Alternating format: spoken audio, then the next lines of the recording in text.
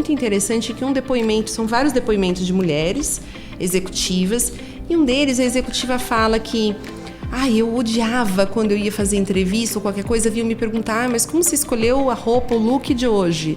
Ou como você lida em ter filhos? E eu falava, por um homem você não pergunta isso, né? O depoimento dela fala, você não pergunta isso para um homem, como é que ele deixou os filhos em casa para poder ir trabalhar, porque sempre as mesmas perguntas para a mulher. E ela relata que em dado momento ela percebeu que isso era um questionamento de mulheres, porque outras mulheres queriam saber como ela tinha resolvido essa dor para resolver o delas também. Dela, né?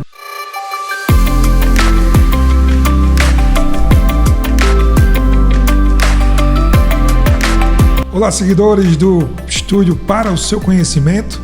Hoje, mais uma convidada especial, Aline Salles, amiga, né, pessoa com experiência, mais de 25 anos, na verdade, está fazendo aqui agora, vai falar para a gente, está fazendo agora esse ano, em logística e tecnologia, em operações, e é um prazer enorme ter você aqui para contar um pouco de sua história, da sua experiência nessas duas áreas, né, para o ouvinte aqui, que é para o seu conhecimento. Então, Aline, muito obrigado por estar com a gente. Queria começar aqui pedindo para você se apresentar, contar um pouquinho da Aline, para depois a gente destrinchar aqui esses temas que o pessoal vai gostar muito, com certeza. Obrigada, Moreira. Obrigada pelo convite, pela apresentação. É um prazer estar aqui. Eu sou uma admiradora do MyTracking, seja pelo produto, pela solução ou pela garra que um empreendedor precisa ter, né, no Brasil para conseguir. Então, ver toda a sua trajetória, ver tudo que vocês têm conquistado, aqui o escritório, todo o time, é muito bacana, é muito inspirador. Então, parabéns e obrigada pelo convite. Bom, meu nome é Aline Salles, eu tenho 42 anos, sou mãe de quase 2 adolescentes, né? Eles vão fazer 12 anos agora em janeiro, um casal de gêmeos, o Eduardo e a Beatriz. E trabalho há 25 anos. Estou completando, coincidentemente, ao convite para o podcast, eu completo esse mês 25 anos de e-commerce. Eu comecei em 13 de outubro de 99. Então é até simbólico estar aqui hoje para contar um pouquinho sobre isso. Eu atuei ao longo desses 25 anos, basicamente, Moreira, por 20 anos, voltada mais para operações. Então, em diferentes posições, em diferentes empresas, né? Passei pelo Submarino, que foi a minha grande escola, foi onde, tendo o privilégio de estar no lugar certo, na hora certa, ainda nova, né? Com 17 anos, abriu a minha mente para as possibilidades, para as perspectivas aí de mercado. Depois eu fui para o Walmart, que foi o meu mestrado. Foi incrível trabalhar lá. E aí, Natura, Ricardo Eletro e, por último, a Vetex, que aí foi essa segunda fase da minha carreira, mais voltada para a tecnologia. Em tech, né? Em tech. Que legal. É uma história fantástica e tem muitos pontos de curiosidade aqui já. O mais interessante aqui é que a gente conversa um pouco, conhece, são os amigos, mas a gente vai descobrindo algumas coisas durante o processo aqui do bate-papo. É verdade. Né? Isso é o interessante aqui, porque fica bem natural e todo mundo vai ganhando mais conhecimento, entendendo mais como é uma carreira de uma executiva como você. E eu queria entender como é que começou isso lá atrás. Como você entrou no Submarino? Primeiro emprego, teoricamente? Uhum, é isso? É. Né? Em outubro de 99, legal. Isso em outubro de 99, como fala, internet era mato. Nem sabia o que era. Aí como é que foi isso? Como é que foi essa descoberta? Tipo assim, você entrou em que posição primeiro? Tipo estagiária, mas o que era trabalhar com e-commerce naquela época? O que era esse negócio do e-commerce naquela época? Tem muita história, Moreira, muita mesmo. Eu comecei de um jeito, não foi planejado, né? Eu tinha muita vontade e necessidade de trabalhar. Eu estava no ensino médio. E aí uma amiga, eu estudava à noite, porque eu já queria começar a trabalhar, uma amiga falou, olha, tem um lugar que estão contratando para auxiliar de escritório, né? A gente falava muito essa expressão, trabalhar no escritório. Não sei muito bem o que é, não tinha nome ainda, não tinha o nome Submarino. Que foi a aquisição da Booknet, né? Aquela empresa para venda de livros pela internet. E não tinha nem o nome Submarino ainda. Depois de alguns meses que teve a definição e se passou a chamar Submarino. E aí eu simplesmente entreguei o currículo porque eu queria trabalhar, mesmo antes de entrar na faculdade. E naquele momento, assim, a gente é tão novo, né, para tomar uma decisão de carreira aos 17 anos. Mas naquele momento o meu sonho era ser diplomata. Então, eu tinha na cabeça, eu amo história, amo a diversidade do mundo, conhecer outros países. Então, na minha cabeça, naquele momento, eu planejava ser diplomata, né? Então, vou fazer relações internacionais, ou estudar, vou para Brasília. Mas aí entrei no Submarino e me apaixonei, assim, né? Eu não tinha noção do quanto a minha personalidade, ela se fundia com as habilidades necessárias para se atuar em operações de e-commerce. Essa coisa de, não sei, não existe esse processo ainda, como é que se resolve isso? Isso daqui tá moroso, isso tá muito manual, isso não está funcionando, o cliente não está gostando. Então, essa coisa de resolver, pegar um processo e entender o que está acontecendo e resolver foi uma conexão muito forte para mim, foi uma paixão muito grande. E aí eu comecei como, acho que auxiliar de escritório, nome, analista, e foi onde eu fiquei por 8 anos e fui crescendo e aprendendo muito. De fato, eu não tinha computador em casa. Naquela época era bem comum as pessoas terem computador em casa. Foi ali que eu criei meu primeiro e-mail. Eu não tinha e-mail em outros lugares. Aí que veio a Aline Salles, porque eu tenho descendência russa. E o meu sobrenome é meio esquisito. E o cara que criou meu e-mail falou, eu não vou usar o seu último sobrenome não, porque ninguém vai entender. Eu uso o Salles. E aí ficou. Sou Aline Salles até hoje. Então, eu descobri como usar um e-mail. A gente cobrava... Cartão de crédito era um horror, né? Porque a gente cobrava nas maquininhas de POS e digitava os números, assim. Digitado. Venda do pedido do Moreira. Cartão 542, digitava. Eu tenho uma maior habilidade para digitar números por conta disso. Então, a gente tirava o papelzinho, anexava o pedido, grampeava. Era um uso de papel absurdo. Eram processos muito manuais de baixa, a gente chamava de baixa, que era pegar os dados de cada venda em cada plataforma e transferir para a próxima. Então, não era um processo automatizado de importação e exportação. Né? O cliente entrava para comprar, isso. digitava os dados de cartão de crédito, por exemplo. Isso. Aí você vinha e um relatório equipe, no papel. Sério? Sério. No comecinho era assim. Sim. A gente desenvolveu muita coisa junto com a Software Express, né, que é uma empresa também com muito conhecimento desde o início que era um gateway de pagamento, mas era assim, era no papel, com o número do lado, o valor, as parcelas.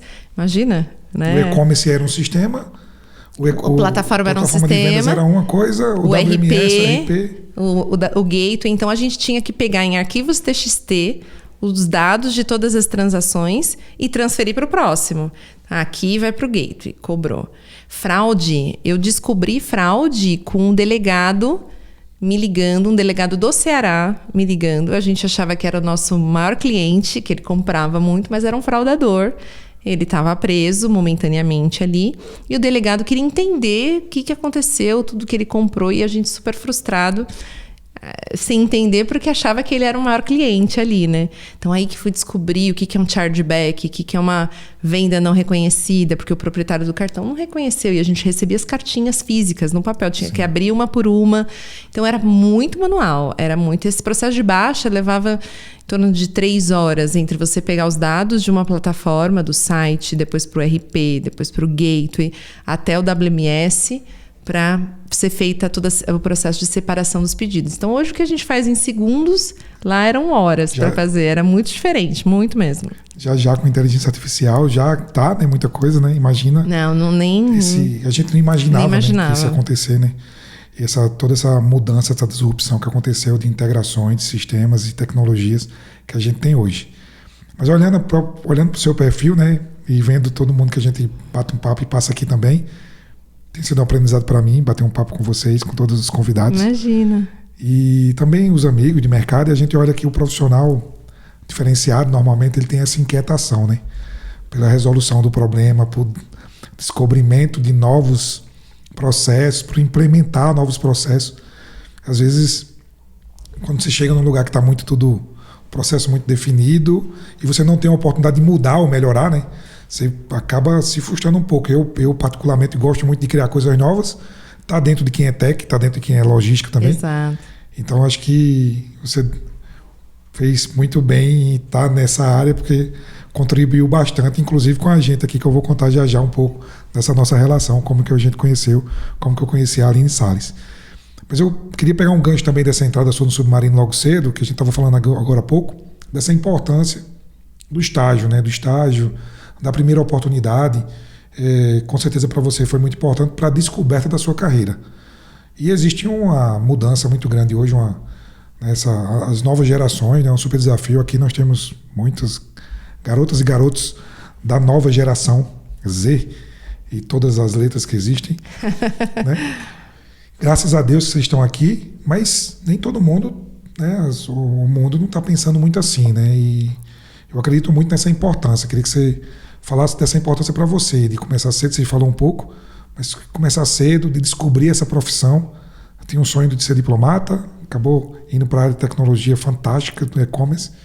Como é que é para você essa importância do descobrimento mais cedo, da prática mais cedo um pouco, em comparação com esperar um pouco mais tempo, estudar mais? Claro que existe também a necessidade, né? Isso também tem um ponto importante.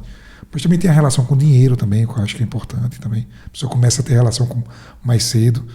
Conta um pouco pra gente como foi essa sua entrada e essa contribuição. Você já falou um pouco, mas de uma forma mais completa. Certo. De fato, eu sempre fui muito curiosa, né? Eu tinha uma vontade dentro de mim de estudar mais, de conhecer mais, mas sempre tive também a necessidade financeira, de fato, né? Sim. Eu venho de uma família, minha mãe professora, mas que se formou como professora aos 44 anos, assim, uma história de vida, uma guerreira, né? Uma inspiração. Então eu lembro com muita admiração de tudo que ela passou, viveu e teve o seu primeiro sapato aos 13 anos de idade, vindo do interior de São Paulo, né? Os pais trabalhando em plantação de arroz, em carvoaria. Já o meu pai era muito inteligente. Meu pai, eu não sei diagnosticar, mas eu acho que ele tinha até algum nível de genialidade ali, né? Descendente de russos, sempre abriu muito a nossa cabeça para história, para conhecimento. Em casa só podia ver cultura, praticamente, canal Cultura. Não podia ver muita outra coisa. Então ele trouxe esse lado, né, de despertar na gente o conhecimento sobre a história, sobre os povos, sobre o mundo. E eu acho que ele ajudou muito a gente em tratar todo mundo em pé de igualdade, e não só pelo prisma do respeito ao outro. Eu acho interessante isso. Mas pelo prisma também do respeito a nós mesmos. Então, nunca tenha vergonha de falar, ele é presidente, você vai falar com respeito, você vai falar do mesmo jeito que com respeito você vai falar com a faxineira, do mesmo jeito que você vai... Então, eu acho que isso me ajudou muito, até no sentido de conversar com gestores, conversar com outros diretores, de estar lá e, Moreira, eu queria entender como é que isso funciona. Então, eu tinha esse desprendimento que também me ajudou a alimentar essa curiosidade. Mas, enfim, acho que eu estou estendendo muito. E aí, mas a gente vinha de uma realidade muito pobre mesmo, com muitas necessidades, e o meu sonho era ter o meu quarto, porque nós somos em 4 irmãos, tínhamos um quarto para nós 4, e o meu sonho de menina era ter um quarto meu, um quarto rosa, bem de menina mesmo. E aí foi isso que me motivou a trabalhar. Não, eu queria trabalhar, eu vou construir meu quarto, eu vou arrumar meu quarto. Então veio dessa necessidade, mas foi muito mais do que isso para mim. Foi transformador, eu acho. O trabalhar, ou me sentir empoderada por poder resolver um problema, né? Me sentir capaz de resolver aquele problema, de trazer uma solução.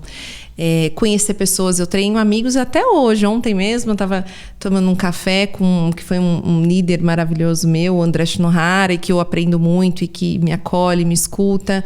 Eu tenho amigas que a gente viaja juntas. Então, o trabalho veio com uma força muito transformadora para mim. Teve um impacto financeiro, com certeza. Mas teve o impacto de amigos, de pessoas, de abrir a minha mente, de me sentir capaz, de me sentir potente.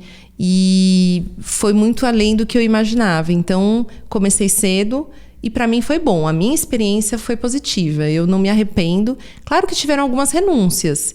Mas eu era uma jovem um pouco mais pacata, né? Nunca fui muito de agito.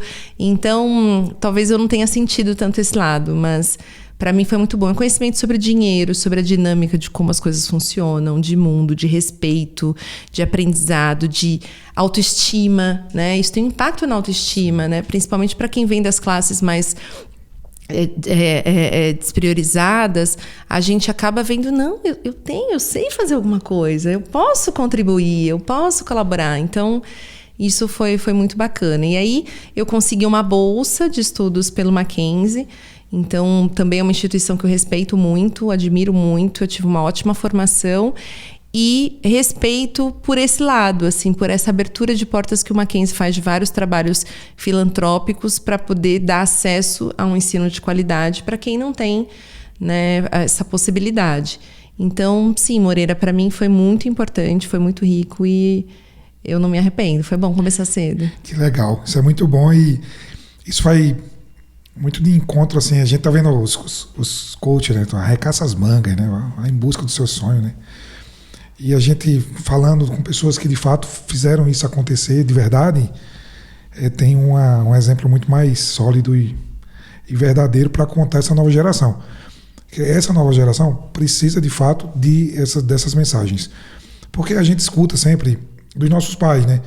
Pô, minha mãe começou a trabalhar muito cedo, meu pai trabalhou muito cedo e muitos outros que a gente conversa, as pessoas foram assim e nem por isso deixaram de ter uma família completa e uma família feliz, né? De uma certa forma, na maioria das vezes, né? Salvo, não é por causa do trabalho mais cedo ou mais tarde que isso vai mudar uma jornada. E eu acho que é importante a gente transmitir também que nessas novas gerações nossas, agora essa nossa geração, ela também trabalhou mais cedo também e construiu uma carreira sólida e fantástica, e a gente está aqui contando uma história com tecnologia, com várias áreas e transmitindo isso para essa galera. Acho que é muito importante falar para eles diretamente que precisam buscar o sonho, criar condições para isso, e para isso precisa de fato dar os passos, fazer o estágio, buscar uma bolsa de estudos, independente da condição social que tenha, e de fato arregaçar as mangas e ir atrás do sonho. E essas histórias que você contou aqui é mais uma que fica gravada aí para esses exemplos. Eu queria ir agora para outro tema, submarino. Você terminou o submarino 8 anos, terminou o curso no Mackenzie? Terminei. Você fez que curso no Mackenzie? Eu fiz administração, como eu ainda pensava na questão porque foi em seguida, né, com 17 que eu entrei na faculdade, a virada 17 para 18, eu fiz administração com habilitação em comércio exterior, porque ainda pensava ali na diplomacia, né? Sim.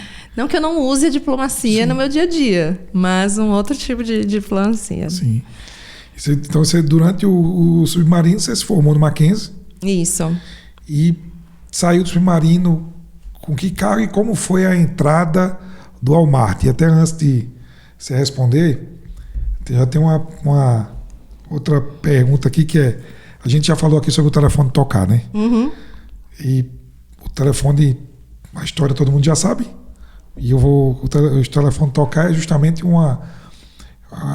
quando que o telefone tocou para você, ou quantas vezes o telefone tocou, e que deu aquele estalo, que foi uma super oportunidade. Pode ter várias, né? Eu sei que a primeira vez que o telefone tocou pode ser quando ligaram e disseram, olha, o estágio está aprovado aqui no submarino, vem para cá, né? E o telefone tocou. Mas tiveram outras formas também. A gente estava falando um pouco aqui do Walmart, que você saiu do submarino para o Walmart. Essa foi uma das vezes que o telefone tocou para você? Foi com certeza. Foi com certeza. E porque, até explicando aqui, porque o telefone é analógico, né? Porque o telefone é analógico, quando toca, você não sabia quem era, não tinha bina, não tinha identificador de chamada, não tinha tela, ninguém sabia. Então, ou você está pronto, você não tem script, você não dá para saber, não é uma mensagem no WhatsApp que está marcado verde e não verde. O telefone tocou, se você gaguejar e não estiver preparado, ele vai desligar e você vai demorar para ter outro, para ele tocar novamente. E aí, com essa pegada, como foi que esse telefone tocou para você nesse momento? Ah, muito bacana a analogia. Bacana, interessante. Exatamente. Não tinha Bina, não tinha nada, né? Sempre uma surpresa. Podia ser uma tia, mas podia ser uma oportunidade, né? Você esperando ali, né? Não deixa o telefone fora porque eu fiz uma entrevista importante e eu estou esperando o resultado. Exatamente, exatamente. Bom, a primeira que eu me lembrei foi exatamente essa do Walmart. Porque o Submarino, ele foi uma grande escola para mim, né? Então, eu me descobri como profissional, o que é o e-commerce, o que é a internet, como as coisas funcionam, e teve uma evolução muito grande. E aí, com essa minha característica de resolver problemas, né? Então isso daqui não está funcionando, eu vou lá, organizo e dou um jeito de fazer acontecer. Não existe ainda um processo, vamos criar. Eu passei pelo Submarino inteiro, né? Nas áreas de operações, né? Operações, supply chain, então logística, distribuição, atendimento a clientes, back-offices. Então eu passei de tudo um pouco ali, porque eu tenho essa característica de me adaptar, entender, bom, isso daqui não está funcionando, o que a gente vai fazer? Né? Naquela época tinha um pouco menos a tecnologia, claro que foi crescendo muito. Muitas vezes era simplesmente organizar um processo, começo, meio e fim das coisas, a lógica de funcionamento daquilo. E aí eu fui atuando em várias áreas, Moreira. Eu saí de lá, na minha última posição, como uma gestora até de projetos, na verdade, porque quando teve a fusão, né, teve a fusão do Submarino com a Americanas, que resultou na B2W, eu fiz parte de um grupo, então eles pegaram 5 pessoas de cada empresa, da Americanas e do Submarino, para analisar as melhores práticas e para conduzir do que seria, então, o que seria a B2W, porque tinha Americanas e o Submarino. E foi um aprendizado gigante, assim, você comparar processo por processo, como um faz, como outro faz, qual que é a margem, qual que é o resultado, qual que é o KPI aqui final, enfim, foi riquíssimo. Então, eu fiz tudo de forma isolada. Eu fui gestora de distribuição, de supply chain, né, que era reposições, de back-offices, de atendimento. E aí o Walmart tocou o telefone para uma oportunidade de eu ser a head de operações do Walmart, implantar do zero. Então, eu lembro de chegar na cadeira e falar, dia 6 de junho a gente tem que estar com o site no ar. Isso era novembro do ano anterior. E eu era a pessoa número 1 daquela cadeira, né? Então, eu tinha que montar um time, eu tinha que definir como os processos seriam, eu tinha que escolher os sistemas.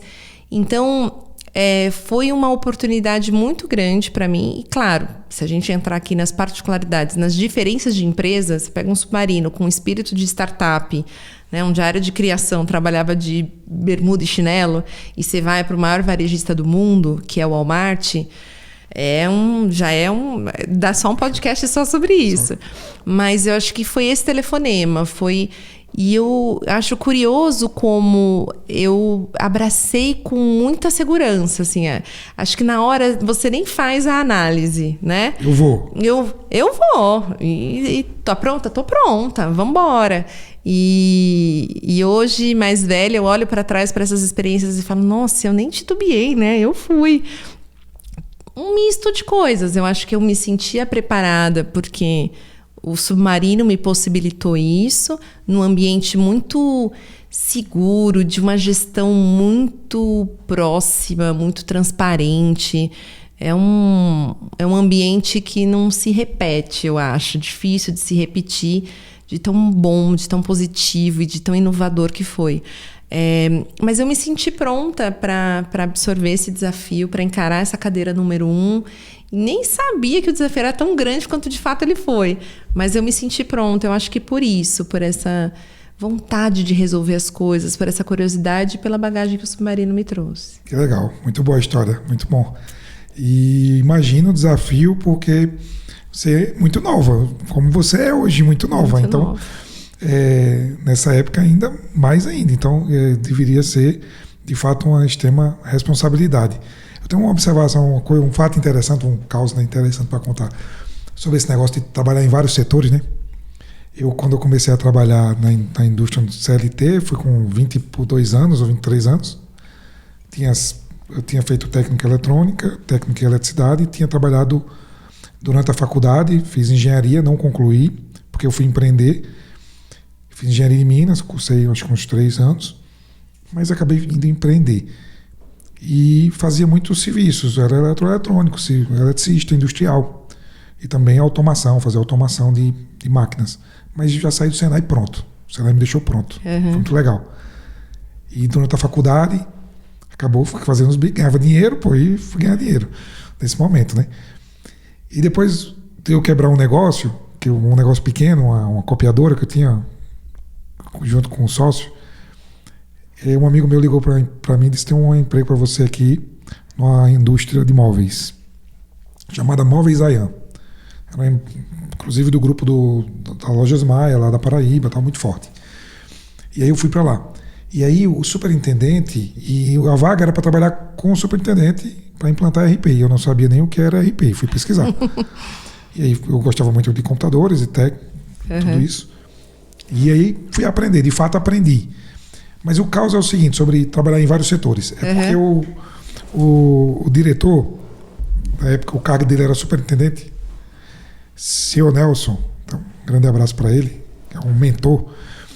Ele fazia... Eu entrei e fui trabalhar primeiro no PCP, custos. Aí toda vez que ele queria me mudar de setor, ele fazia, olha, que eu terminava um job, uma etapa, plantava um custo, fazia alguma coisa, ele fazia, olha, se você for para a área de manutenção, seu gerente de manutenção, muito novo, mas vai ser muito bom, porque essa área você aprende tudo, você vivencia a fábrica. Aí eu ia.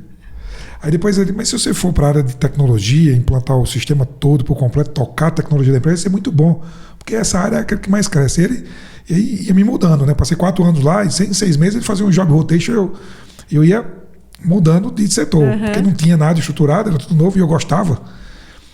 Esse cara, esse senhor, o seu Nelson, ele me treinou de um jeito, me deu uma força para ir para qualquer batalha, porque eu passei em todas as áreas, chão de fábrica, que é mais difícil, né? Mais difícil lidar com aquela equipe toda, PCP, manutenção, novos projetos, tecnologia. Foi aí que eu aprendi, de fato, tecnologia, a implantar um ERP. E aí ele me preparou com todos os setores da indústria, passei por todos os setores, fiz grandes amigos, e aí foi aí que eu fui para outra etapa maior. Mas ele, de uma forma indireta, com essa mudança de locais, eu estava aprendendo bastante. E às vezes, né, hoje como empreendedor e como empresário, já passou profissionais que aí quando você vai fazer uma mudança, você percebe uma mudança, a pessoa não quer ir tanto porque quer muito naquela área e acaba, eu acho, né, que acaba perdendo uma oportunidade de experimentar, quando muito jovem, né? Experimentar outros setores, né? Aqui eu tenho profissionais aqui que saíram de uma área e foram para outras aqui, né, Gabriel? Então, e se acharam naquela área, inclusive. Eu acho muito importante isso. Queria fazer um comentário que você falou, muito importante desse ponto de... Passou por vários setores, teve o poder de exercitar essa experiência e também de ousar também, né? Que às vezes como é que a gente pode ousar em vários setores diferentes? Isso é muito legal, né? E aí você trouxe isso pra gente. Então eu queria compartilhar também esse caso meu ali com o seu Nelson e também com a minha equipe aqui, que acontece às vezes quando você vai aproveitando os vários setores, várias áreas que você tem de oportunidade para trabalhar. É verdade. Na verdade, esse negócio é... E você passou por várias áreas, como você disse, mas eu acho que tem 2 específicas, operações e tecnologia. No Walmart, foi operações e tecnologia também juntos, os dois? Como é que foi?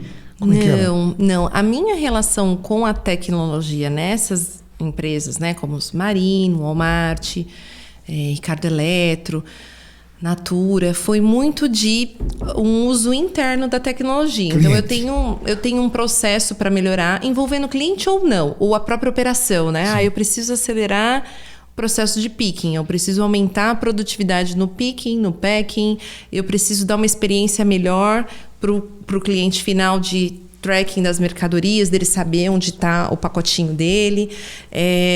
Então passou muito por isso, a tecnologia me servindo como cliente interna para adequar um processo, para melhorar uma produtividade, para anular um processo manual, para extinguir. Então foi muito disso. Eu gostava, no Submarino eu fui até da área de tecnologia já, mas pro RP, no time do Oracle, que eu era na época, nem se chamava de QA, né?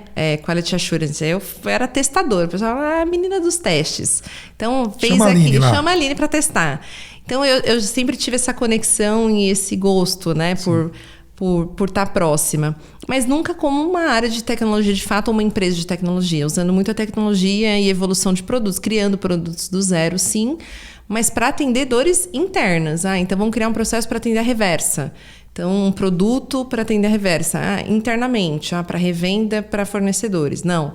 Para a experiência do usuário final, do consumidor. Então, o meu elo com tecnologia era aí, né? Quando eu vim para a Vetex, já foi uma mudança grande, porque aí era o uso da tecnologia para atender clientes externos. Então, é um mundo que eu achei bastante diferente. Porque quando você tem a certeza da dor que você está vivendo, que você está enfrentando, e uma solução que você precisa dar para algo interno, ela sempre tem uma complexidade envolvida, mas você tem um pouco ali mais de certeza da dor, você está atendendo um caso específico que é a sua operação, né? Quando você vai com um provedor de tecnologia, vocês no MyTracking devem ter vivenciado isso, talvez a Avon pediu uma coisa, a Eletroshopping pediu outra, né? E o cliente, e você, como é que você endereça, ter certeza da dor, que você vai resolver aquela dor? Como você tem a garantia como empreendedor de que os clientes vão querer a sua solução? Porque podem não querer, você pode achar uma ideia maravilhosa, mas na prática nenhum cliente quiser usar, né? Não vai ter aderência. Ou como você cria uma solução que é escalável, porque você não pode ter uma solução, uma para, de novo, Avon, uma para Eletroshopping, uma para o cliente A, para o B, para o C. Então você não escala, você fica o tempo todo customizando a sua solução para atender cada um. Então, eu senti bastante essa diferença e aprendi muito com ela. Acho que o meu conhecimento de operações foi riquíssimo, porque eu sei como uma operação funciona e isso me dá um embasamento, né, muito bom. Mas, por outro lado, a gente nunca sabe tudo, né, Moreira? Então, o jeito que você resolveu a dor para um cliente não é o mesmo para resolver para o outro, porque ele tem outras necessidades, ele tem outras características. Não, meu produto, eu trabalho aqui com produtos químicos. E aí esse modelo de operação não funciona, eu tenho que fazer todo o inverso desse. E aí você acha que você sabe alguma coisa por ter passado por grandes e-commerces, mas aí você atende 30 mil lojistas que cada um tem particularidades diferentes. E aí, como é que se adapta? Então, eu senti muito essa mudança, Moreira, sabe? De estar próximo, embora eu não fosse de tecnologia, estar próximo de tecnologia dentro da empresa que eu trabalhava para criar uma solução. E, por outro lado, eu sou a provedora, né? Eu sou uma empreendedora aqui dentro para construir esses produtos e dar essas soluções. Então, eu senti bem essa diferença. Legal essa consideração que você trouxe, Ju. Porque realmente, né, quando você está do lado da mesa de quem está consumindo a tecnologia de um provedor, normalmente você enxerga muito mais aderente em uma ideia sua, né? Tipo, você não consegue olhar muito como que aquele fornecedor está trabalhando os outros clientes, os outros negócios, o produto. Quando você vai para um RP, eu acho que é mais fácil um pouco, você pode customizar mais, né? Você tem mais manobra ali para poder pegar e implementar uma customização, você tem um time de desenvolvimento interno. Acho que pode ser que no Submarino tivesse um pouco mais disso, porque tinha mais, né? Isso, era muito desenvolvimento tinha interno. Mais isso, né? Tinha. Quando você vai já para uma empresa que consome uma plataforma de fora, no caso da Ricardo, ou da... O próprio Walmart também consumiu muitas ferramentas de mercado. Aí você já tem que olhar o que aquela ferramenta se adequa ou não para o mercado. E do outro lado da mesa, você tem que entender de fato a solicitação do cliente como vira produto, né? Acho que essa comparação que você colocou é interessante. E antes da gente ir de novo, voltar de novo para a tecnologia da Vetex, porque aí tem muita história que eu quero entender um pouco como foi essa mudança. Beleza, então, e eu queria saber, depois do Walmart, você foi direto para a Ricardo Eletro? Teve uma experiência na Natura também? Eu tive uma experiência na Natura, quis conhecer, né, recebi o convite, a oportunidade de ir para a Natura, uma empresa incrível, né, que eu, como brasileira, admiro muito, assim, né, é uma das empresas que dá orgulho, né, falar, nossa, uma empresa brasileira. Mas foi uma passagem curta que eu fiquei por lá numa área de ciclo do pedido, né, de revisão de processos. Não era no e-commerce, era na área de operações. E E aí acabou que eu recebi um convite, apesar de ser uma empresa maravilhosa, eu recebi um convite para voltar para o e-commerce e não resisti. Né? E aí acabei voltando para essa loucura aí do e-commerce e foi muito bacana. O que é que você acha que é mais diferente da operação tradicional, que tem a operação tradicional, né? Para a operação de e-commerce, o que é agilidade, o prazo? Claro que hoje está cada vez mais parelhado, né? Mas em algum momento, o que era mais diferente? Tipo assim, era justamente a informação na mão do cliente para ele pegar e cobrar mais rápido. O que era mais diferente que você acha no sentido de trabalhar nessa área? Não no sentido de um aspecto técnico, mas de trabalhar nessa área. O que é que tinha essa emoção para você que você sempre escolheu ir trabalhar no e-commerce? Então, Moreira, eu acho que é muito essa questão que você mencionou aí, dessa emoção. Ela vem de um crescimento constante, né? Então, quando eu estive na Natura, já era um mercado muito mais consolidado, né? Então, a Natura já investia muito em tecnologia de automação de processos, os robôs, né? Equipamentos super avançados, né? Uma referência na separação de produtos. Quando você vai no e-commerce, está lá separando na mão, no Natal, para o escritório vai todo mundo ajudar o estoque a separar. Então, o espaço para inovar, o espaço para construir, para criar é muito maior. Sim. Então, junta de um mercado muito menos maduro, né, naquela época, e ainda tem espaço para isso, versus também um mercado de muito crescimento, sempre crescendo acima de 2 dígitos, né? E muitas vezes a indústria, né, infelizmente, crescendo num ritmo muito menor. Então, você junta esses 2 elementos, né, o nível de maturidade dos negócios e o nível de crescimento, com certeza, quando você está num momento em que só cresce e muito mais imaturo, você tem um espaço para eu que adoro resolver um problema, você tem muito mais problema para resolver, né? Então, eu acho que essa é a diferença. Esse é o desafio das startups, viu? Né? Porque é o crescimento muito rápido, você não sabe o que vai fazer e tem que arrumar uma solução para coisa que nem existe ainda. O problema nem existe ainda, você tem que arrumar uma solução lá na frente. Eu acho que tem muito disso, o e-commerce, principalmente nessa transição toda que você passou, né? Que você, lá no começo, em 99, no Submarino, conheceu isso tudo. Então, deve ter esse frio na barriga, como a gente tem. O que é que vai acontecer agora? Aí aparece de uma hora para outra uma Black Friday. Teve muita Black Friday? Nossa, muita, hein? Muita Black Friday. Para nós de operações, a Black Friday, pelo menos para mim, para algumas pessoas que eu converso, mas a gente de operações, ela provoca 2 sentimentos. Ela tem sim uma coisa da energia, da adrenalina, de qual vai ser o recorde de pedidos dessa vez, quantos pedidos por hora, quantas vendas, né, por minuto, como é que a operação vai dar conta, quais são os itens com maior venda, como é que eu vou me organizar. Tem essa adrenalina, mas eu acho que ela trouxe um lado o impacto para a operação, que impacta o negócio como um todo, um pouco negativo, né?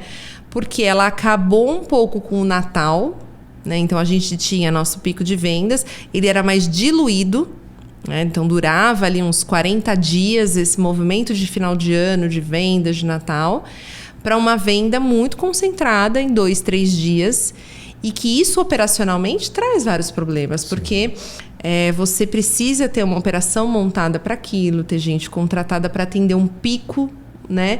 Sendo que dali 1 semana, 10 dias, aquele pico já acabou, né?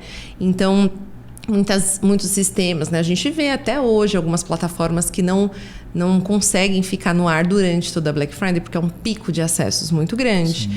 Você vê uma queima de margem muito grande, então vendendo produtos com uma margem muito pequena, né? E aí você mata ali aquela operação de final de ano que poderia ser mais diluída, poderia ter uma margem melhor, poderia ter menos impactos operacionais, né? Então, ela traz esses 2 efeitos, né? Então, na VTEX, por exemplo, aquela adrenalina de atender, da plataforma não sair do ar, de oferecer a melhor Black Friday possível para todos os clientes, os lojistas, acompanhar bastidores de criação de promoção, de organização de operação, é muito bacana. Mas, ao meu ver, quando eu olho de uma forma mais estratégica, digamos assim, eu acho que ela trouxe alguns malefícios que essa concentração muito grande traz custos. Sim. Você tem que trazer mais gente para algo que não se efetiva numa oportunidade de trabalho de fato para as pessoas, é algo muito pontual, às vezes os sistemas não dão conta, muita margem sendo queimada. Então, ela tem esses dois lados para mim. Sim, realmente tem esse negócio mesmo da demanda ser muito alta quanto à capacidade de produção em si. Logística, a gente tira pelo nosso caso que a gente conhece bem. Os transportadores, eles entram num momento de desafio gigante para contratar agregados, né, motoristas, que entram uma briga gigante. Tá aí os grandes players, Mercado Livre, a Shopee, todos os demais oferecendo, né, mais demanda ainda, e os outros transportadores ficam na mão, às vezes. Exato. Tendo que se resguardar de uma certa forma e se preparar de uma forma bem antecipada. É tanto que a gente falou agora com o André Brumer recentemente, que estava falando com o Torre de Controle, sobre essa importância da preparação para a Black Friday, né?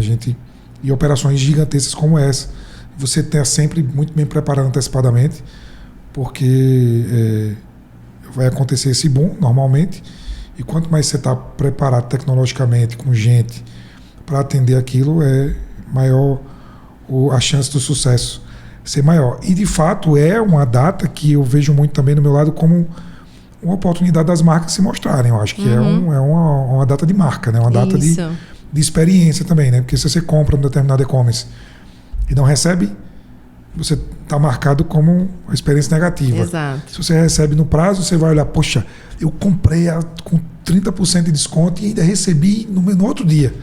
Aquela marca fica para sempre. Então eu até digo, olha, logística, não adianta só dar o desconto. Se você não entregar na data prometida, não vai.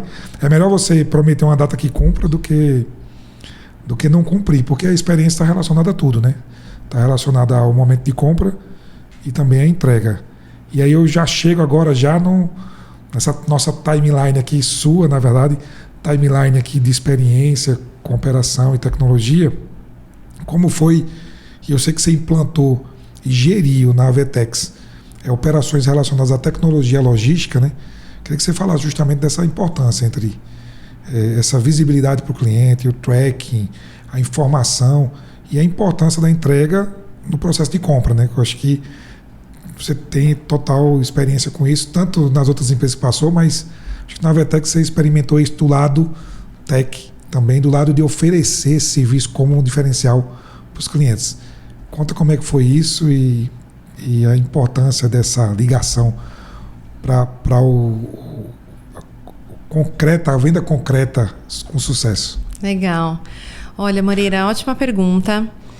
Eu aprendi demais nesse período todo. Como eu disse, foi a minha primeira experiência em criar produtos que fossem para uso de clientes externos, né? E não para dentro das operações. E com uma variedade de usuários muito grande, porque cada um operando de um jeito, com o seu próprio negócio. E a primeira solução, eu também fui a pessoa, né, que entrou na Avetex para criar essa área. Era uma área que não existia, uma solução que não existia, então foi tudo do zero novamente. E quando nós fomos criar o primeiro produto, ele era um produto que, na nossa visão, ele estava focado em resolver a dor de preço, né? Então, para qualquer e-commerce, a maior linha de despesa é o custo do frete, é um custo muito alto, né? Então, as empresas o tempo todo tentando equilibrar ali o que eu dou de frete grátis. A gente tem uma cultura, né, que se viciou muito em frete grátis, em promoções de frete, mas tem uma conta muito alta disso, né? Frete é um custo alto. O Brasil, um país aí continental, com vários países dentro de um só, né? Então, o custo de frete era muito alto. Quando a gente criou essa solução, a dor para a gente era custo. Então, como é que eu vou ajudar esses e-commerces com o conhecimento que eu tenho, usando tecnologia e negociação, para dar melhores fretes, melhores custos para esses lojistas? Mas aí, Moreira, né, como a gente sempre acha que sabe alguma coisa, vai lá e descobre que tem muito mais para saber, né? Eu me surpreendi, eu confesso, que, na verdade, os lojistas tinham uma outra dor. Não que a dor de custo não seja relevante, muito grande, mas uma outra dor de integração e de automação dos seus processos de logística e de entrega muito grande. Então, não era só o custo. Eu cheguei a ouvir, porque como eu era a pessoa número 1, eu fiz de tudo. Era a minha empresa dentro da Vetex. Então, eu falava com o cliente, eu ligava, eu visitava a operação, eu analisava custo, eu batia na porta de transportador, negociava frete, e fiz de tudo. E aí, conversando com o lojista, eu já ouvi de vários. Aline, se eu for pagar o mesmo custo que eu estou pagando hoje, está tudo bem, desde que eu tenha tudo integrado, né? Então, eu não dou tracking para o meu cliente, não dou um status atualizado de entrega. Eu tenho que usar a Vetex, mas tenho que usar um outro fornecedor de tecnologia para me integrar, para me gerar etiqueta. Eu tenho que usar um outro para me dar o tracking. Eu tenho que usar o outro para subir tabela de frete. Eu não quero ter que ficar gerenciando várias soluções, eu quero tudo num lugar só. E esse tudo num lugar só, ele era um pré-requisito para eu atender a dor do custo, mas ele não era o foco. Então, quando eu criei a solução, eu não sei se você passou por isso no MyTrack em algum momento, se bem que é uma solução muito robusta e muito específica para o tracking, mas assim, a gente criou para essa solução de custo, resolver a dor de custo, mas a dor com integração, com automação, com simplicidade, com visibilidade do tracking, do rastreamento para o cliente, era uma dor muito maior para o lojista e que a gente resolveu de tabela. Claro que com essa descoberta, a gente investiu um pouco mais nisso, né? Não, essa experiência ela tem que ser escalável, ela tem que ser robusta, né, para resolver todos esses nichos. Mas foi uma descoberta muito grande. Então, a gente mirou numa dor e a gente descobriu que existe já uma outra gigante e que ainda existe muito espaço, Moreira, para resolver. Eu acho que não é porque eu estou aqui, mas a tecnologia de vocês, o serviço que vocês oferecem, ele é muito rico para o mercado, porque ainda é uma dor, né, que gera muita frustração. Você, como gestor do teu negócio, você não tem a visibilidade de onde está o teu pacote e o consumidor final não tem a visibilidade de onde está esse pacote e de como lidar com essa ansiedade, né, com essa expectativa de recebimento, seja para organizar a sua rotina, porque quem está em casa, né, para receber uma geladeira, eu não sei se vai chegar de manhã, de tarde, eu trabalho fora, quanto para dar essa visibilidade para o gestor, de ele saber tudo o que está acontecendo, controlar seus KPIs, né, seus SLAs. Então, eu acho que o uso da tecnologia ele é fundamental para uma operação de logística, seja do ponto de vista interno, in-house, seja no nosso caso, que foi a minha experiência e acredito que a sua também, que é essa de clientes usarem a tua solução para permitir uma experiência de gestão e de usuário melhor, né? Isso que você falou cabe exatamente aqui na gente toda essa questão dessa visibilidade, que o MyTrack nasceu para dar visibilidade. A primeira pergunta era: onde está meu pedido? Você lembra disso? Você sabe. Então era: onde está meu pedido? Só que em 11 anos, estamos completando 12 agora em 12 já. Em 25, a pergunta é a mesma que a gente responde para o cliente: onde está meu pedido? Claro que existe, como uma startup, um modelo de trabalhar como startup, existiam os processos de pivotar. Então, não é nada marcado. A empresa, a tecnologia, ela saiu não só de visibilidade e foi para outras áreas. A gente fez um movimento contrário um pouco. Hoje a gente está indo também olhando o frete também, né? Fazendo o comparativo que você trouxe, olhando toda a parte de tracking, mas também o frete, que se complementam, né? É o que você falou. A informação, quando você tem informação integrada, você consegue fazer muitas coisas. Então, você consegue resolver vários problemas. Eu acho que daí saiu esse negócio que você falou da loja integrada e tudo dessas integrações, o quanto é importante. Quanto o cliente diz: eu quero ter tudo num lugar só. Eu quero ter tudo integrado. Até hoje o cliente diz isso ainda. E até hoje isso é uma dor gigantesca. E como você falou também, é uma necessidade gigante do mercado. A gente tem visto cada vez mais isso, integrando com cada vez mais, mas é um desafio pela quantidade de soluções que existe no Brasil, pela quantidade de fornecedores. Então você vê, fazendo loja no e-commerce tem diversos, claro, tem os grandes, mas tem muita gente fazendo. RP tem diversos, então tipo, a gente se encontra aqui com um RP que a gente nem conhecia. De uma hora para outra, e o cara tem quantos clientes? Tem 500 clientes. Pois eu nunca tinha visto esse cara numa feira, num evento, em nada. O cara tem 500 clientes, é muita gente. Então, existe uma capilaridade, uma diversidade muito grande de fornecedores de tecnologia, e aí essa integração é fundamental. E aí eu super entendo essa dor, que integração é um negócio fundamental, né, para você obter informação e para poder gerar solução. E é um negócio que a gente busca aqui, sim, é um negócio que está no nosso core muito forte. Integrar, e daí sai a solução. E daí a gente pode ir pivotando a necessidade do cliente, que às vezes é, como você falou, às vezes a dor é o frete. Mas quando a gente vai no fundo, ele quer tracking. E às vezes é o contrário. Ele quer tracking, mas quando a gente vai no fundo, ele está com a dor de frete. Então, esse processo de discovery com o cliente é muito importante, né? Obrigado pela menção também a gente aí. Muito obrigado. Imagina. Eu queria...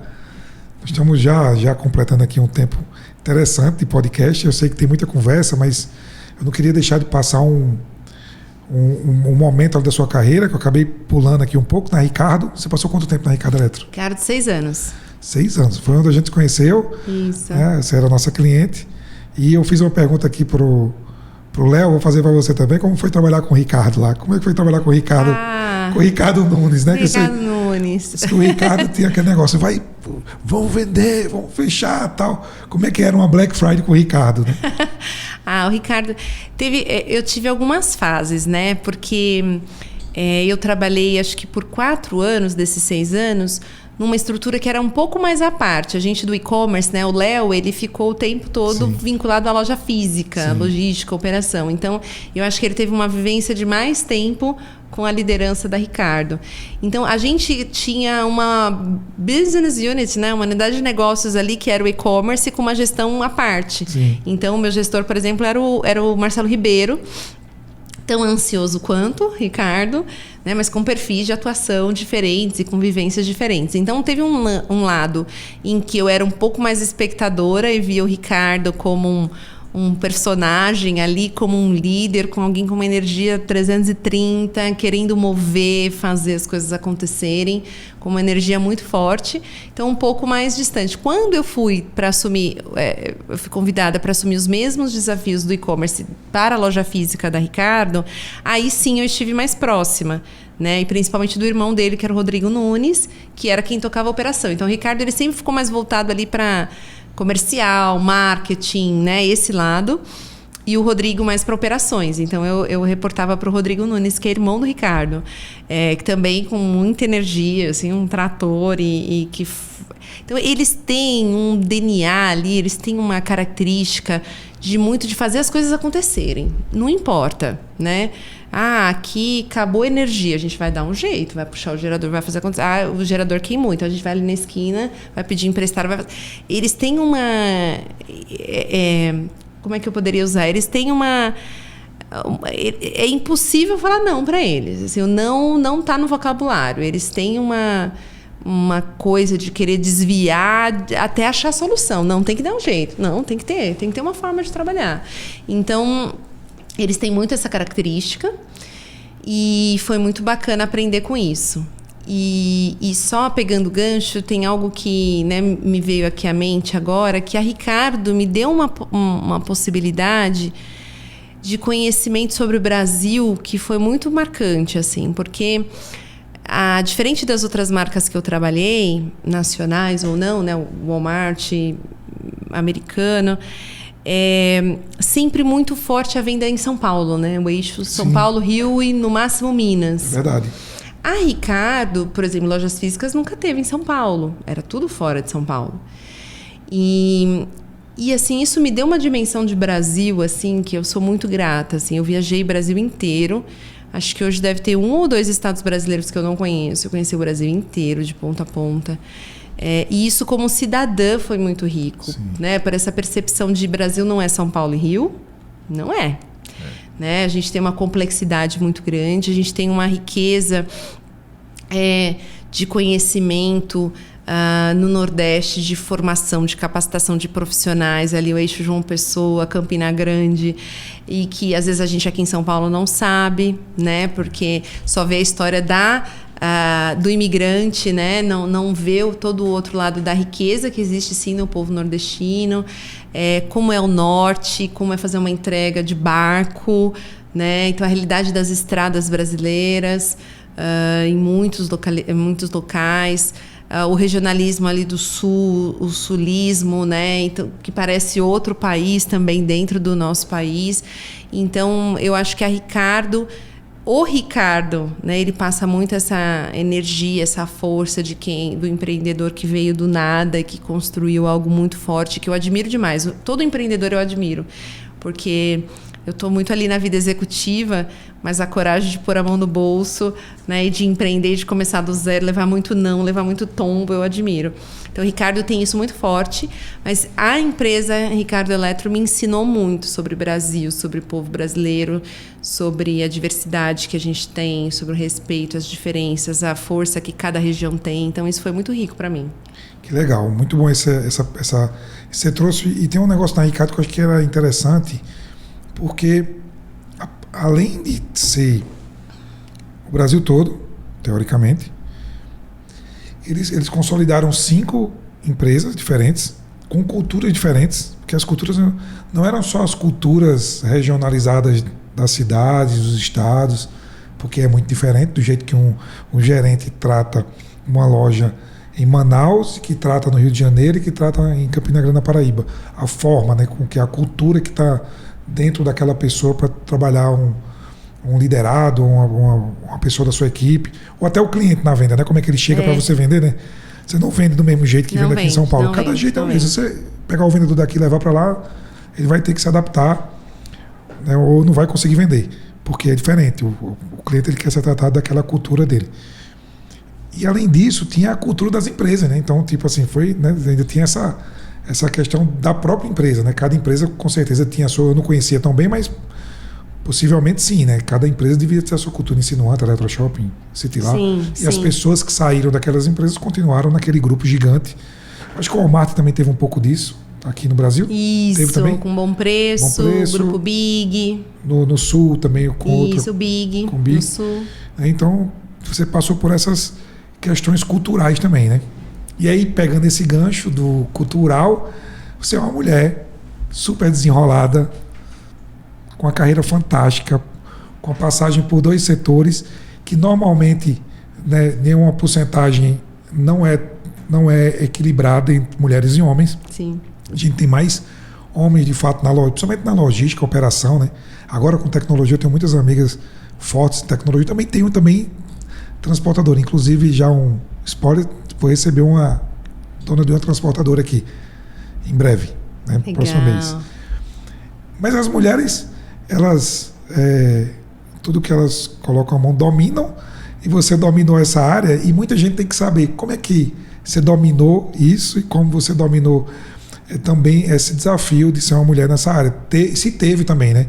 Porque é importante dizer, se teve algum desafio específico por ser uma mulher nessa área de tecnologia, por ser uma mulher na área de logística, e como você superou as barreiras, se tiveram ou não. Eu queria entender com você um pouco, para passar a mensagem para as mulheres que buscam serem heads, diretoras, executivas, gerentes de logística, supply, operações, tecnologia. Tem muita oportunidade, muita coisa boa acontecendo. Eu queria que você deixasse aqui a sua mensagem nesse sentido. Mãe de gêmeos, 12 anos, tudo isso que você passou no meio de gravidez, tudo isso. Então, eu queria que você deixasse essa mensagem também para a gente, para as mulheres que estão nos escutando. Ah, que pergunta. Bom, Moreira, assunto bem abrangente, né? Dá para falar muita coisa sobre isso. Eu acho que eu tive 2 fases sobre isso, Moreira. Eu tive uma fase de não percepção dessa situação. Então, eu tenho 3 irmãos homens mais velhos, né? Eu gostava de brincar, eu vim daquela geração que brincou muito na rua, então brincava de tudo ali. Então, a convivência com homens nunca foi um problema para mim. Então, eu não sei se eu me acostumei e não percebia certas coisas, para ser bem sincera, né? Mas aquilo, eu não levava isso em consideração. Engraçado isso, assim. Eu tenho muito mais consciência hoje, e ela vem de uns 10 anos para cá, do que eu tinha antes. Antes eu ia levando. Eu nunca passei por uma situação, né, de explícita e pesada de assédio ou de, né, Graças a Deus eu nunca passei. Graças a Deus e graças a maioria dos meus líderes foram homens.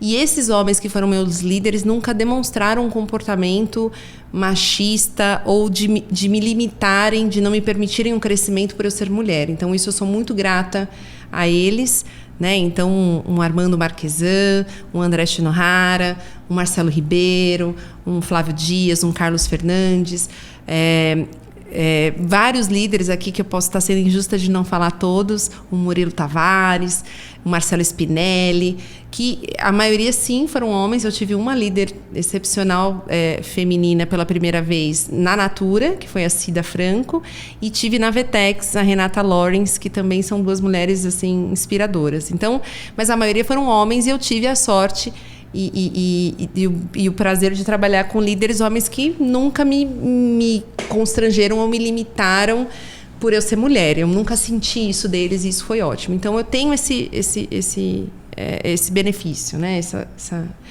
Essa vantagem. Agora, de uns 10 anos para cá, e principalmente na Vetex, a Vetex me abriu os olhos para isso, porque a Vetex faz muitos programas de formação, de inclusão de mulheres, de negros, de minorias, né, no mercado de tecnologia. É uma empresa que se preocupa muito em capacitação, né, seja para você preparar tecnicamente as pessoas, seja para você estar um pouco mais. Eu tive treinamento sobre, né, alguns viés que a gente tem conscientes de fala, em que a gente pode estar sendo racista, machista, sim, sem perceber, né, algum tipo de preconceito. Então, existe ainda muito conhecimento que a gente precisa adquirir, admitir que a gente às vezes tem algum viés que nos limita, né? E aí, através desses programas, eu fui muito questionada por meninas que eu mentorei, mulheres, né, que eu mentorei, capacitei tecnicamente, me viam muito esse olhar e me viam exemplos que me fez pensar e olhar para trás e falar, nossa, eu acho que naquela situação lá atrás eu vivi alguma coisa assim, eu nem percebia, né? Ou tal coisa, será que... Então, de remunerações diferentes, isso eu passei, né? Claramente, remunerações diferentes, na mesma função, na mesma nível de responsabilidade, eu já vi. O espaço para fala, né? Então, de muitas vezes, você está ali, você tentar falar, ou você é corrigido o tempo todo, ou sempre aquela necessidade de a tua fala ser complementada por um homem. Isso eu não percebia, mas existia. E eu me acomodei, eu me passei a lidar. No fundo, foi positivo. Assim, no final, eu acho que teve um lado positivo, que eu não me travei. Às vezes, quando você encara um medo de frente, você às vezes se trava e fala, não, como isso acontece, eu não vou deixar de fazer, sim, né? Você bloqueia, né? Você bloqueia, aquilo te trava. Como não bloquear, né? Isso como não bloquear. Mas como às vezes a ignorância tem um lado positivo, sim, que eu não me bloqueei. Mas hoje, olhando para trás, eu vejo vários exemplos. Na forma de se vestir, na forma de falar, sempre pedindo um por favor, por mais que você esteja certo, ou por mais que você tenha sido, né, ali... cobrada de uma forma descabida, né, ou acusada, ou menções de te qualificar por uma questão feminina e não profissional, né? Então, um xingamento num momento de nervoso está sempre vinculado ao que é visto como o que define uma mulher, né? Ou ela perante a sociedade, o seu posicionamento, a sua vestimenta. Então, já me vi tendo posturas físicas de constrangimento para me esconder como mulher ou me esconder atrás de uma vestimenta. Então, eu olho para trás e vejo tudo isso e tenho notado isso há menos tempo e tenho tentado me policiar de falar sobre isso, porque eu li um livro muito interessante que são vários depoimentos de mulheres executivas, e um deles, a executiva fala que eu odiava quando eu ia fazer entrevista ou qualquer coisa, vinham me perguntar, mas como você escolheu a roupa, o look de hoje? Ou como você lida em ter filhos? E eu falava, por um homem você não pergunta isso, né? O depoimento dela fala, você não pergunta isso para um homem, como é que ele deixou os filhos em casa para poder ir trabalhar, por que sempre as mesmas perguntas para a mulher? E ela relata que em dado momento ela percebeu que isso era um questionamento de mulheres, porque outras mulheres queriam saber como ela tinha resolvido essa dor. Para resolver o Para resolver o delas pra resolver também. O dela, né? Para resolver o delas também, exatamente. Então aquilo me abriu os olhos e eu percebi que em momentos de mentoria, momentos de capacitação dessas mulheres, eu tinha sim que deixar um tempo ali a portas fechadas, só mulheres, para elas me perguntarem o que elas quiserem. Aline, como é que você lidou com tal situação? E com essa situação? Ai, mas aconteceu isso comigo. Você acha que isso é um assédio? Você acha que eu deveria? Você acha que eu que provoquei? Então, existe ainda muito nós mulheres, nós que provocamos a situação, nós que causamos, culpa, né? Nós que somos as culpadas por uma situação. Então, existe muito para se trabalhar nesse tema. E eu quero cada vez mais me empoderar desse lugar que eu conquistei para que outras meninas que também vieram de periferia, que vieram de situações similares às minhas, né, possam brilhar, né? E que esse conhecimento, essa minha vivência seja aí uma chama que eu possa acender outras velas que vão repercutir esse brilho e essa luz, né, e esse espelho, né? E eu vejo isso na minha família. Eu acabei me tornando um espelho para outras meninas, para as minhas primas, para as minhas sobrinhas. Então, eu acho que eu tenho muito que aprender e quero aprender a me expor um pouco mais para que eu seja uma inspiração para outras meninas transformarem suas vidas, conquistarem seus sonhos pessoais e brilharem muito, assim como outros homens também. Que legal, ótimo. Gostei demais. Eu acho que já fica uma mensagem. Essa mensagem já fica gigante aqui para nossa equipe aqui, para as meninas, né? Então, saibam que acho que existem os desafios, né? São verdadeiros e existem os desafios que precisam ser superados, e eu acho que, de fato, as mulheres têm que procurar os exemplos e fazer a pergunta certa para as pessoas certas, porque uma coisa que você falou é interessante, né? Às vezes a pergunta de onde vem e como vem, ela impacta muito a pessoa que está sendo perguntada. Como você superou isso? Como é que você teve filhos? Como você passou por isso? Dependendo de quem está perguntando, né, de fato é constrangedor, né? E isso de várias formas, tá? Não só, acho que para qualquer um dos preconceitos ou qualquer uma das... se você é do Nordeste, acontece isso, né? Se você é negro, deve acontecer também, né? Então, como você passou por isso? Como é que você superou essa batalha? Quando você recebe uma pergunta de quem está querendo superar e resolver, eu acho que isso lhe motiva mais ainda, né? A responder e ajudar a pessoa. E eu acho que isso que você tá fazendo aqui, tanto comentando aqui com a gente, como também abrindo para as mulheres, fazendo as perguntas certas às mulheres certas. E como é que uma mulher fala com a Aline? Pode ir lá falar com você? Claro, por favor. Fala no LinkedIn. Meu LinkedIn, Aline Salles Kolesnik. Pode me mandar mensagem no privado, me perguntar.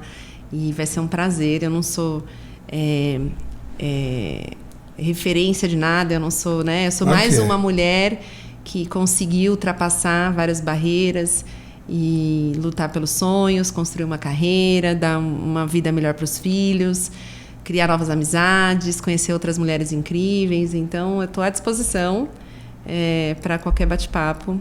Aline Salles Kolesnik no LinkedIn. Vai colocar aqui o Gabriel aqui para vocês buscarem aí a Aline, tanto para saber um pouco mais sobre esses desafios que ela teve como mulher, mas também como essa super profissional na área de operações, logística, supply e e-commerce e tecnologia.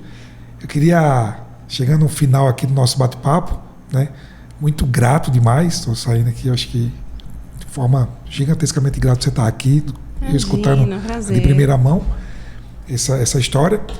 Queria saber próximos passos. O que é que há? Essa é boa, né? Difícil, hein? Próximos passos. O que é que você está planejando aí para a carreira? O que é que você está buscando? E eu sei que já tem essa questão da mentoria aqui, que com certeza, né, já é um super ativo aqui que você tem para contribuir, que está contribuindo já, sendo essa mentora, trazendo isso para a gente. E para a carreira, qual é um desafio que você acha que você tem que acontecer na sua carreira, que você quer fazer em algum momento? Eu tenho alguns. Sendo bem franca, Moreira, a minha cabeça está a mil. A mil. Porque, né, de novo, tem uma simbologia ali de 25 anos. Você fala, meu Deus, 25 anos, exatamente. Você é muito jovem, assim, é impressionante. tanto de espírito, fisionomia, de idade. Então, é um número muito chave, mas você tem muita coisa ainda para frente. Tem muito pela frente. E aí, tá sendo bacana um lado de parar para pensar. Tá sendo intenso. Eu tô até meio cansada mentalmente ali. Porque tem sido impressionante, assim, a oportunidade, seja de conversas, né, de falar um pouco. Então, claro que eu revivo toda a minha história aqui conversando com você e lembro de várias outras coisas que nem dá tempo de falar. Tem ex-líderes, ex-pares, colegas que, Aline, eu estou empreendendo aqui, você não quer fazer parte disso? Num ramo, outro em outro ramo, um está com dificuldade justamente de penetração de mercado. Como é que eu saio? Meu produto, a ideia é super legal, mas como é que eu vou para o mercado? Como é que eu entro aqui? Como é que eu consigo os early adopters? Como é que eu saio desse lugar? Aline, tenho aqui uma consultoria de inserção de minorias na liderança, no mercado de trabalho, vamos conversar, vamos tomar um café para falar de tal coisa. Então tá muito aquecido, Moreira, e eu tô tentando me permitir essa pausa, porque eu nunca parei, né? Sempre saio daqui para um convite para ir para outro, nunca parei. E tô me esforçando, porque eu sou bem ansiosa, me esforçando a pensar, colocar o pé no freio, ouvir muito e para entender todas o que eu tenho certeza é que eu quero abrir a minha mente para atuações distintas e complementares, né? Então, os filhos já estão maiores, né? Ainda não conheço o desafio que é educar adolescentes, mas é outra fase. Mas são outros cuidados, então filhos maiores. Tenho essa carreira que eu pude construir, então eu quero abrir mais o leque, eu quero estar mais aberta, eu quero me expor um pouco mais, sou uma pessoa muito low profile, então eu quero me expor não no sentido pejorativo ou negativo que a gente fala de redes sociais, mas que eu possa ajudar outras meninas. Eu ouvi há pouco tempo da Rafa Rezende, que é CEO da Vetex, e ela falou assim: Aline, você sabe que você, para mim, você foi a líder que eu olhei e falei, eu posso ser feminina e ser uma líder mulher, eu não preciso me masculinizar. Então, como é que eu posso usar essa força de carreira, de experiência para ajudar outras pessoas a romperem com certos padrões, a crescerem? Então, como é que eu misturo, como é que eu encaixo tudo isso sendo mãe, sendo mulher, sendo amiga, filha? Então, eu estou nesse momento, Moreira, de muita reflexão, de muito ouvido aberto, mente aberta, para entender esses próximos passos aí, para tudo que eu vou poder trilhar. Então tá um pouco indefinido, mas tem essa definição de que eu quero me abrir mais, me expor mais, me envolver com mais causas que eu acredito que tem um impacto social, que eu possa ajudar outras pessoas. Então tem um conjunto aí. Que legal. Já fica aberto aqui o canal do podcast para você. Sempre que quiser vir falar desses temas, já está convidada. Você trazer outras pessoas para falar. O estúdio está aberto, porque com certeza contribui demais, né? E com certeza qualquer área que você fizer vai ser, que você entrar e que você estiver atuando, vai ser sucesso, assim como nessa que você está agora falando tão bem.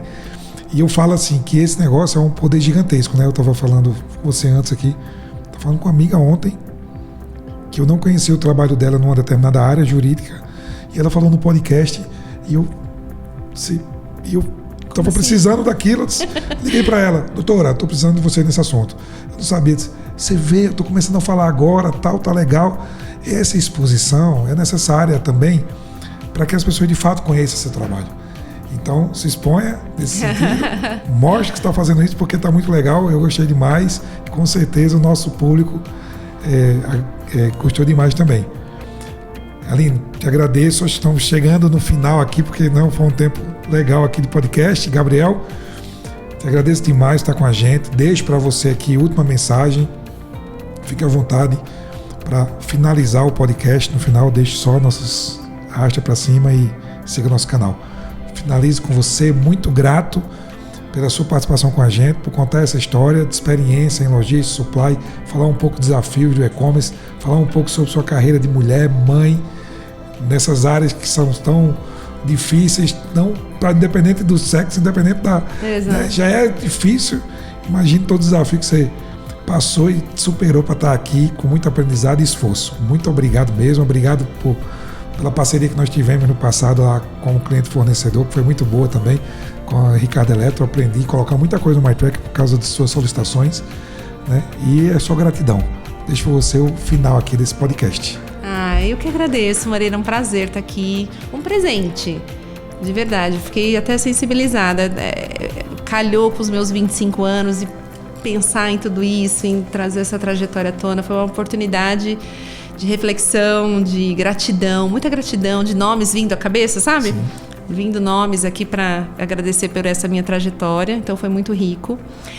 E o que eu deixaria, talvez, de mensagem para os ouvintes, né, do seu podcast, que eu espero que cresça muito, adorei o nome, para seu conhecimento, né, o PSC, é que é uma frase que tem me feito pensar, na época não me fez tanto, mas hoje me faz pensar muito e traz esse reflexo do meu crescimento, da minha carreira, que eu ouvi de um VP meu no Walmart, o Carlos Fernandes, que ele, dada a minha ansiedade, a minha, né, aceleração para resolver tudo, para fazer tudo, ele falou: Aline, tem horas que não adianta você pegar 9 mulheres e querer produzir um bebê em um mês. Não adianta. E a gente que está nesse mercado de e-commerce, de logística, de tecnologia, que é tudo muito acelerado, às vezes a gente não tem a paciência, né, de ver as coisas crescendo, o fruto ficar pronto, porque a gente quer tudo para ontem, mas tem muita coisa que a gente precisa ter essa paciência e ter essa construção e ter esse trabalho em conjunto, ter a sabedoria para tomar as decisões nas horas certas e não achar e não desistir. Eu vejo muita gente desistindo das coisas muito rápidas. Então a resiliência, a paciência de saber que um bebezinho leva 9 meses, né, para ficar ali pronto, ser formado, eu acho que ela é importante na nossa carreira. Não significa negligenciar, não significa ter preguiça, não significa não ter agilidade, nem deixar as coisas para amanhã. Mas o tempo, ele é necessário para formar uma série de coisas, né? A MyTracking está aí há 11 anos, tem muito o que fazer, mas teve um período para passar, para construir, para se formar, né? O Moreira é diferente hoje de 11 anos atrás. Então, eu acho que eu deixaria essa mensagem da gente saber distinguir aquilo que precisa ser para ontem e aquilo que precisa de uma construção, que precisa de um tempo, precisa de um conjunto de decisões, de pessoas, de perfis diferentes, de time, para você construir e levar aquele bebezinho, trazer a vida, né? Então, eu acho que eu deixo isso, que tem me feito pensar bastante. Falou quem tem toda a experiência de 25 anos na profissão e 2 filhos, uma super carreira, uma super história aí, um legado que já está contribuindo demais. Muito obrigado mais uma vez, obrigado a todos os ouvintes aqui pela participação. Nós encerramos aqui esse super episódio com a Aline Salles no Para o Seu Conhecimento, um episódio aqui com patrocínio da MyTrack e Point Sistemas, né? Trabalhos técnicos aqui do Gabriel Leal. E obrigado, não esqueçam de marcar o sininho aqui para notificar e você saber quando chegar novos episódios. Seguir as nossas redes sociais, estudiopsc.podcast, Instagram, LinkedIn, YouTube, TikTok. Vai lá. Muito obrigado. Valeu, Aline. Muito tchau, bom. Tchau.